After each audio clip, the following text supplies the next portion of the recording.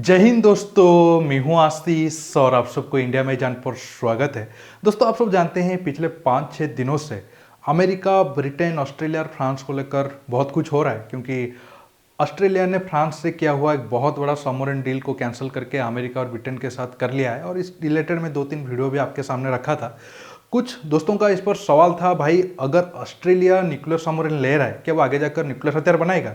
दोस्तों, ऐसा बिल्कुल भी नहीं है। इसके साथ बड़ा सवाल ये है, भारत को भी न्यूक्लियर अटैक सबमरीन चाहिए और फ्रांस भी न्यूक्लियर अटैक सबमरीन ऑस्ट्रेलिया को दे रहा था, वो नहीं लिया, अमेरिका से लिया। तो क्या ये दोनों देशों का गठबंधन हो सकता है? मतलब भारत को चाहिए, फ्रांस बेचना चाह रहा है, क्या अब फ्रांस वो डील भारत के साथ कर सकता है? और इससे पहले फ्रांस से भी हमें बहुत सारे अच्छा हथियार मिला है, राफेल एग्जाम्पल है, स्कॉर्पियन डील भी है। इस टॉपिक पर मैं आपको डिटेल्स में बताऊंगा। इसके साथ कल मैं वीडियो में जो बात किया था उस पर थोड़ा 1-2 मिनट बात करना चाहता हूँ, काफ़ी ज़रूरी है। कल मैंने आपको बताया था कैसे फ्रांस पिछले 15-20 साल में जो भी भारत के साथ डील किया है, पहले जो वादा किया था डील कंप्लीट होने के बाद वो वादा को वो नहीं निभाया। 80 to 90% लोग वो वीडियो को काफ़ी पसंद किए, क्योंकि ऐसा कंटेंट आपको मेन स्ट्रीम मीडिया में नहीं मिलता है। लेकिन कुछ लोग ऐसे थे 10-12% जो इमोशनली थोड़ा बेवकूफ़ बन जाते हैं। उनका कई सारे आरोप मेरे ऊपर थे, जैसे कि मैं गलत बोल रहा हूँ। हालांकि क्या गलत बोल रहा हूँ वो फैक्ट वाइज अगर मुझे बताते तो मुझे समझने में आसानी होता। मैं जो भी कल डाटा दिया सब मीडिया पे है, कोई जाकर आसानी से उसे चेक कर सकता है। दूसरा बड़ा आरोप उनका था, मैं फ्रांस को बदनाम कर रहा हूँ। पता नहीं उनका लॉजिक क्या है। दोस्तों, मैं चाहता तो ऐसे लोगों को मैं नज़रअंदाज कर सकता था, लेकिन पिछले कुछ महीनों से या फिर 2-3 साल से मैं जब भी वीडियो बना रहा हूँ ऐसे लोग आते रहते हैं। अगर मैं इजराइल को सपोर्ट करता हूँ तो फिलिस्तीन वाले नाराज़ हो जाते हैं जो फिलिस्तीन को सपोर्ट करते हैं। ईरान को सपोर्ट करता हूँ तो टर्की सपोर्टर नाराज़ हो जाते हैं। अगर मैं अमेरिका को करता हूँ तो रसिया वाले नाराज़ हो जाते हैं। अगर मैं रसिया को सपोर्ट करता हूँ तो अमेरिका वाले नाराज़ हो जाते हैं। और इसके साथ अब मैं फ्रांस के बारे में थोड़ा बताया जो कि फैक्ट था, वो फ्रांस सपोर्टर नाराज़ हो गए। अरे भाई, अगर कोई हमारा देश का असली दोस्त है तो वो हम खुद हैं। जो लोग भारत में रह रहे हैं वो है, चाहे हम देश के अंदर धर्म, जाति, भाषा के नाम पर जितना भी लड़ ले, कोई देश आकर भारत का मदद नहीं कर सकता है जब तक हम खुद हमारे देश को मजबूत करने के लिए काम नहीं करेंगे। जो कल इतना ऑफेंड हो गया कि मैं फ्रांस के बारे में ऐसा बोला, क्या वो गारंटी दे रहा हूँ? कोई मुझे फैक्ट ये बोल दे ना, भाई तुम ये पॉइंट दिए ये गलत है। क्या तुम ये जानते हो अभी जो सबमरीन यूज कर रहा है पाकिस्तान, जिसमें एआईपी टेक्नोलॉजी है, वो किस देश का है? क्या अभी जानते हो पाकिस्तान अब तकरीबन 260 और 70 के करीब मिराज फाइटर एयरक्राफ्ट इस्तेमाल कर रहा है जो फ्रांस का है। हाँ, ये अलग बात है, अब फ्रांस वो सारे प्लेन को अपग्रेड करने के लिए इंटरेस्टेड नहीं है, लेकिन इंटरनेशनल रिलेशन ऐसा ही चलता है। 15-20 साल कोई एक देश का दोस्त रहा तो बाद में वो दुश्मन बन जाता है, दूसरा देश दोस्त बन जाता है। ऐसा ही है। आप ऐसे इमोशनली इतना हो जा रहे हो कि मैं फ्रांस के बारे में कुछ गलत बोल दिया तो आसमान टूट गया। छोड़िए, अब मैं टॉपिक पर आता हूँ और एक एक करके सारा पॉइंट आपको समझाने की कोशिश करता हूँ। दोस्तों, मैं सबसे पहले ऑस्ट्रेलिया की बात करता हूँ। क्या उसे न्यूक्लियर पावर सबमरीन को चलाने के लिए न्यूक्लियर हथियार की ज़रूरत है? इसके बाद इंडिया के ऊपर आऊँगा, क्योंकि काफ़ी रिलेटेड है। पहले ये पॉइंट आपको समझाना जरूरी है। देखिए, जैसे हम एक एयरफोर्स या फिर कोई देश डिफरेंट टाइप का मिसाइल यूज करता है, डिफरेंट टाइप का एयरक्राफ्ट यूज करता है, उसी तरह से नेवी में भी जो सबमरीन होते हैं उनका रोल के मुताबिक उनका नाम अलग अलग है। अगर हम नॉर्मली हम ये जानते हैं न्यूक्लियर सबमरीन और नॉन न्यूक्लियर या फिर डीजल इलेक्ट्रिक सबमरीन। जो न्यूक्लियर सबमरीन है उनका एडवांटेज डीजल इलेक्ट्रिक सबमरीन से बहुत ज़्यादा है। हालांकि कॉस्टली भी है, लेकिन फ़ायदा भी बहुत ज़्यादा है। अगर हम कुछ पॉइंट आपको बताऊं, जो न्यूक्लियर सबमरीन होगा वो डीजल इलेक्ट्रिक सबमरीन के कंपेयर में उसका रेंज ज़्यादा होगा। लेकिन जो डीजल इलेक्ट्रिक सबमरीन होगा वो पानी के अंदर रहकर भी ज़्यादा टाइम तक वो ऑपरेशन को अंजाम नहीं दे पाएगा। लेकिन जो डीजल इलेक्ट्रिक सबमरीन को कंपेयर में अगर न्यूक्लियर सबमरीन को हम एग्जाम्पल ले तो वो ज़्यादा टाइम तक पानी के अंदर रह सकता है, क्योंकि उसको फ्यूल का कोई टेंशन नहीं है। वो न्यूक्लियर पावर से चलता है तो उसका रेंज अनलिमिटेड है, उसको बार बार ऊपर आने की भी ज़रूरत नहीं है। लेकिन जो नॉन न्यूक्लियर सबमरीन है या फिर डीजल इलेक्ट्रिक सबमरीन है, उनको एयर के लिए कुछ महीने के बाद या कुछ टाइम के बाद ऊपर आना जरूरी है। अगर उनमें एआईपी टेक्नोलॉजी नहीं होगा तो उन्हें और मुश्किल होगा। ये डीजल इलेक्ट्रिक सबमरीन की बात कर रहा हूँ। और जो डीजल इलेक्ट्रिक सबमरीन है उनका स्पीड भी कम है, लेकिन जो न्यूक्लियर सबमरीन है उनका स्पीड ज़्यादा है। लेकिन दोस्तों, न्यूक्लियर सबमरीन में भी डिफरेंट टाइप है। एसएसएन और एसएसबीएन, ये खासकर दो फेमस नेम है। अब जो ऑस्ट्रेलिया ने खरीदा है वो एसएसएन क्लास के सबमरीन लिया है, न्यूक्लियर अटैक सबमरीन। और जो एसएसबीएन में एक्स्ट्रा बी है ना, वो बैलिस्टिक मिसाइल के लिए। और मैं ये दोनों जो है, आप डीजल इलेक्ट्रिक ले लो या फिर SSN या फिर SSBN ले लो, सब देखने में सेम है, लेकिन जो डिफरेंस है वो अंदर ही है। जो SSN है ना वो कम दूरी तक जाएगा और आसपास में कुछ किलोमीटर या फिर कुछ किलोमीटर दूर जाकर वहाँ पर ऑपरेशन को अंजाम देना या फिर कुछ डाटा कलेक्ट करना या फिर दुश्मन सेना के साथ लड़ना, वो SSN का काम है। जो SSBN है ना वो रेयर यूज के लिए है, वो लंबी दूरी तक जाएगा और घात लगाकर कोई बड़ा टारगेट को अटैक करेगा या फिर बड़ा ऑपरेशन को अंजाम देगा। SSBN में लंबी रेंज की बैलिस्टिक मिसाइल होते हैं, उसमें ICBM होता है। उसे हालांकि हम सबमरीन लॉन्च बैलिस्टिक मिसाइल कहते हैं, SLBM कहते हैं, या फिर लॉन्ग रेंज तक जा पाने वाली क्रूज मिसाइल होगा। और जो SSBN होगा वो एक तो न्यूक्लियर पावर में चलता ही है और साथ में वो न्यूक्लियर हथियार को भी लेकर जा सकता है, मतलब वो न्यूक्लियर अटैक कर सकता है। लेकिन जो SSN है वो सिर्फ न्यूक्लियर रिएक्टर या फिर न्यूक्लियर, उसका इंजन न्यूक्लियर पावर से चलता है, लेकिन वो न्यूक्लियर अटैक नहीं कर सकता है। इसलिए मैंने कहा दोनों का देखने में नाम तो सेम है लेकिन काम थोड़ा बहुत अलग है।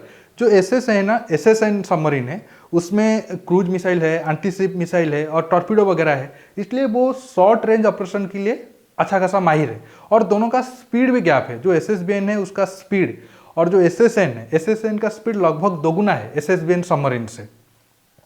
लेकिन अब कुछ दोस्तों का सवाल होगा, अगर दोनों न्यूक्लियर पावर से चल रहे हैं तो फिर हम अलग अलग मिशन के लिए, और रेंज भी दोनों का अनलिमिटेड है, तो फिर हम अलग अलग मिशन के लिए अलग अलग सबमरीन को क्यों यूज कर रहे हैं।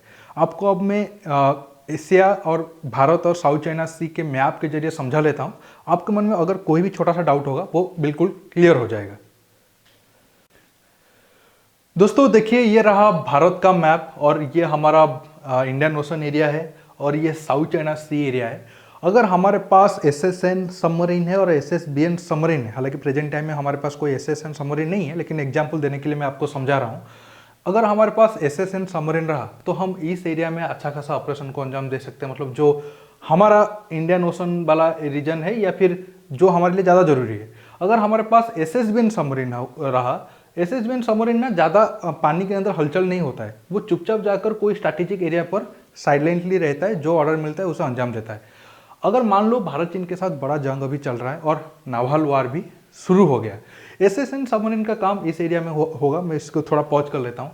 अगर हम तब SSBN सबमरीन में परमाणु हथियारों के साथ उसे भेज देते हैं साउथ चाइना सी, मान लो ताइवान के पास जाकर या फिर कोई भी एरिया में आगे थोड़ा ईस्ट चाइना सी तक जाकर वो पानी के अंदर छुपकर रहा और कुछ हलचल नहीं करेगा, तो कोई डिटेक्ट करना उतना आसान नहीं होगा। अगर तब चीन भारत के ऊपर न्यूक्लियर अटैक करता है तो हम जो हमारा SSBN सबमरीन है साउथ चाइना सी में या फिर चीन के बिल्कुल नज़दीक, उस सबमरीन से हम उस साइड में चीन के ऊपर जाकर न्यूक्लियर अटैक कर सकते हैं। SSBN, अब आप समझ गए होंगे SSBN सबमरीन का बड़ा रोल कितना है और उससे क्यों कम यूज किया जाता है और बहुत जरूरी मिशन के लिए वो सबमरीन बना है। अगर हम SSN सबमरीन को ले ले, वो भी जा सकता है साउथ चाइना सी तक, लेकिन हमें उसको अलग रोल के लिए यूज करना है। अब मान लो अब चीन अपना कैरियर बैटल ग्रुप लेकर, बड़ा एयरक्राफ्ट कैरियर, डिस्ट्रॉयर और सबमरीन वगैरह लेकर भारत के अंदर घुसने की कोशिश कर रहा है, तो हम क्या करेंगे यहाँ पर, या फिर हमें जो जहाँ भी जरूरत हुई हम SSN सबमरीन को भेज देंगे, वो पानी के अंदर चुपचाप रहेगा। जब ये सारे आएंगे पास में तो वहाँ पर उनके ऊपर एंटीशिप मिसाइल दाग देगा या फिर क्रूज मिसाइल दागेगा या फिर टॉर्पीडो दागेगा, जो भी उसको ऑप्शन उस टाइम में शूट करेगा वो उस हिसाब से कार्रवाई करेगा।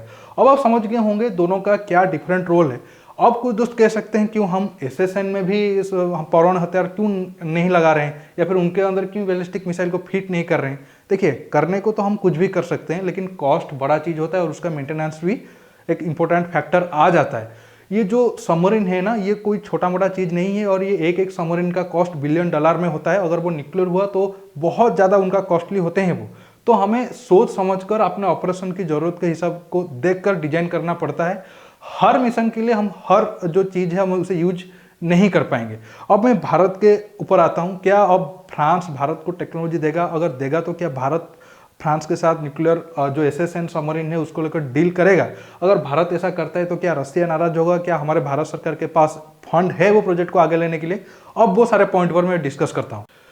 दोस्तों, फ्रांस के साथ डील करने के लिए मौका तो अच्छा है, लेकिन कुछ कुछ प्रॉब्लम है। अब प्रेजेंट टाइम में हमारे पास एक SSBN सबमरीन है, INS अरिहंत भी जल्द आ जाएगा, वो भी SSBN क्लास के सबमरीन है। एक भी SSN सबमरीन हमारे पास नहीं है। INS चक्र जो था हम रसिया से लीज पे लिए थे, वो इस साल रसिया को वापस चला गया है। जो दूसरा हम लेंगे लीज पे 2025 तक आएगा। और अब खबर ऐसा है, हो सकता है भारत और एक जो एसएसएन सबमरीन है वो भी रसिया से लीज पे ले। लेकिन हमारा जो इंडियन नेवी के मॉडर्नाइजेशन प्लान था उसमें एसएसएन सबमरीन देश में बनाने का प्लान है, लेकिन वो काफ़ी स्लो चल रहा है। आपको मैं एग्जाम्पल देकर समझा रहा हूँ। अटल बिहारी वाजपेयी जी जब प्राइम मिनिस्टर थे 1999 में, कारगिल जंग के बाद उनका प्लान था आने वाले 30 साल में हम 30 सबमरीन देश में बनाएंगे। उसमें डीजल अटैक इलेक्ट्रिक सबमरीन भी होगा और न्यूक्लियर सबमरीन भी होगा। एसएसबीएन एसएसएन दोनों शामिल थे। लेकिन 20 साल में शायद देश के अंदर 4-5 सबमरीन ही बनेंगे। और लेकिन जो पुराना प्लान था, अगर वो रेशियो ले तो कम से कम तो 15-20 बनना चाहिए था। और अब फंडिंग का भी प्रॉब्लम है। हमें जिस हिसाब से नेवी की फंडिंग को ज़रूरत है उस हिसाब से गवर्नमेंट से फंडिंग नहीं हो रहा है। कम फंडिंग में आप एडवांस हथियार कैसे बनाओगे या फिर कैसे खरीद पाओगे।